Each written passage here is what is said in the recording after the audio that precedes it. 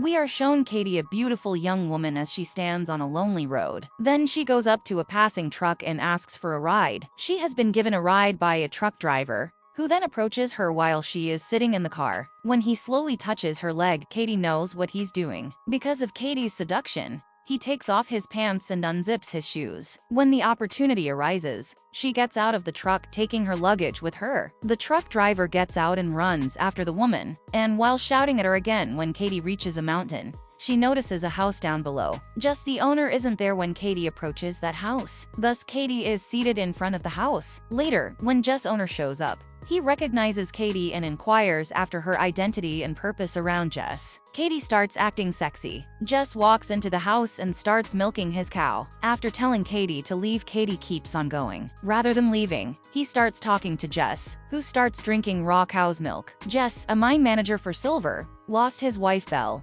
and their 2 daughters 15 years ago. Katie then makes her way to the front door, stands there, and introduces herself to Jess before grabbing her suitcase and going inside the house. When speaking with Katie, Jess discovers that she is his daughter, and he gives her access to the house, and only briefly inquires about Katie's mother later over dinner, before urging her to divulge a little more personal information. Katie claims that her mother is a prostitute who had an on-campus romance, got pregnant, and is now a mother to a 2-month-old son as well. She had to leave her house because her friends and family were making fun of her. However, when Jess overhears the conversation, he tells Katie to leave, but Katie manages to convince Jess to keep her with him. During Katie's nighttime preparations for bed, in an effort to see Katie's shadow, Jess attempts to peer out of the side window. The following morning, Katie can be seen near the silver mine. When Jess notices him, she rushes over to inform him that the mine had to be shut down because the amount of silver had decreased. Even so, he still occasionally goes digging in it to find enough silver for his needs. Katie asserts that there will still be a significant amount of silver in it,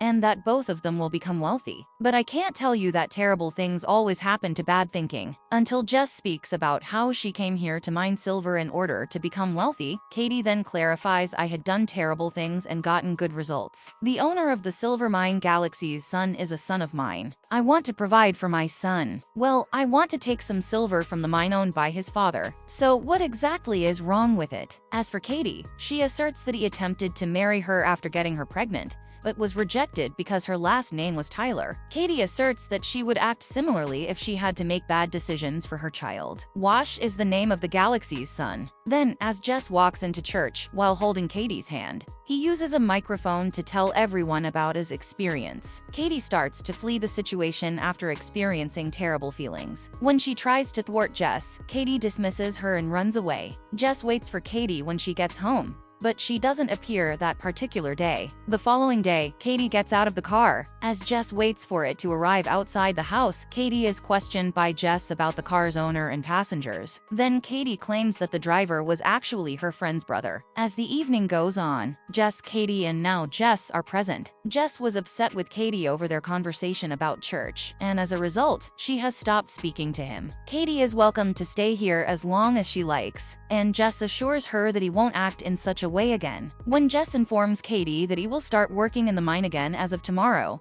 she is overjoyed. The two then start to slowly get intimate, but Jess stops and turns around. Then the next day, they are both seen working in the mine. They both go home in the evening, after neither of them discovers anything in the mine. That day, Katie arrives at her house exhausted and settles down right away. Katie undresses and gets into the bathtub. He will heat the water as Jess has stated. After taking a bath, you retire to bed. While giving a massage, Katie says please do. As Jess rubs her, she is also talking to Katie about giving him a massage. I enjoy being defiant, Jess asserts. No, I can't handle everything. My daughter, you, Katie replies. I'm a woman too. The following day, a man is standing on top of the mine while they are both digging in it. This time, they both get a lot of silver and are very content with their purchases. Who is simultaneously watching him and listening to everyone, then sell the silver. Together, Katie and Jess visit the market. Katie also suggests that while waiting for Jess to return from selling silver, she goes shopping. When he just returns, she implores him to stop the car in front of a store. Since Katie is unable to locate him there, she tells the shopkeeper that he has gone to the front pub. After sitting for a while, Jess returns and sees Katie dancing with a man as she is leaving. But when it's already too late, Katie just starts holding Katie's hand and drives her home. Katie, however, adamantly declares that she will be with them today and declines to go back home. When Katie hears Jess say sometimes I'd be happy to, Katie turns her away and starts to move on. But as soon as Jess says whatever you want, I'm ready to go through with it, Katie gives a nod of approval before heading out with Jess. But as they depart, more people start attacking Jess. When Katie notices this, she joins the altercation, and Jess and Katie remove the aggressors from the bar together. They both need to show up in court. After this argument, the judge found a daughter in good standing because there was a police investigation. The two of them then immediately go home after having a great time in the car. When Janie, her older sister, shows up, Katie notices that she has also brought Katie's 2-month-old child with her. Katie is informed by Justin, but she enters right away and doesn't pay much attention to him. Jess notices a mark on his stomach when he gives Katie some food at night, though Janie walks in and tells Katie that Wash is ready to marry her and will pick her up the following day. The day after that, when Walsh comes to pick Katie up, she informs him that she is not interested in being with him or getting married to him. After seeing how much Walsh loves him, she complies with his request to leave. Then the washer apologizes to the man. He is accepted by Jess. The wash also lets everyone know later that evening that Katie and I will be getting married in 2 days. As previously stated, Lane continues to approach, and because Jess despises it, he takes his rifle outside Lane. Then Ed Lane tries to persuade Jess to get out of the car, but she rejects him. He comes down and puts his revolver down. When Elaine then calls out to Jess, his wife Belle's condition has actually gotten worse. Consequently, those people had come to me, Katie. Ed Lane visits Belle in her room to speak with her. After all of those people come inside while this is going on, Nell attacks Ed Lane. But the next day at the funeral, Lane kills Belle. When Jess sees a mark on Ed Lane that was also present on Katie's child,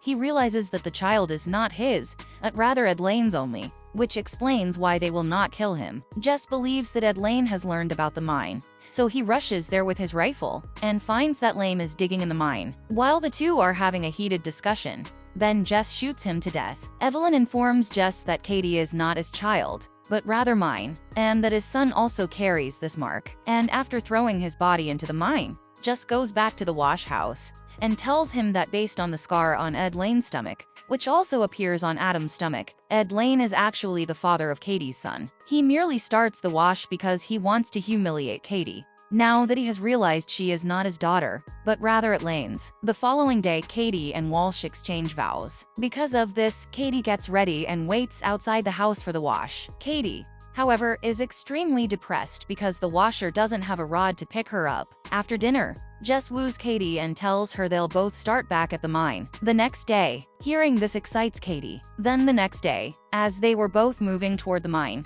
Katie fell, and Jess made an effort to help her up. But after dropping him too, Katie began to get close to Jess, and he laughs as he witnesses it. They start to get pretty close when we get to the mine.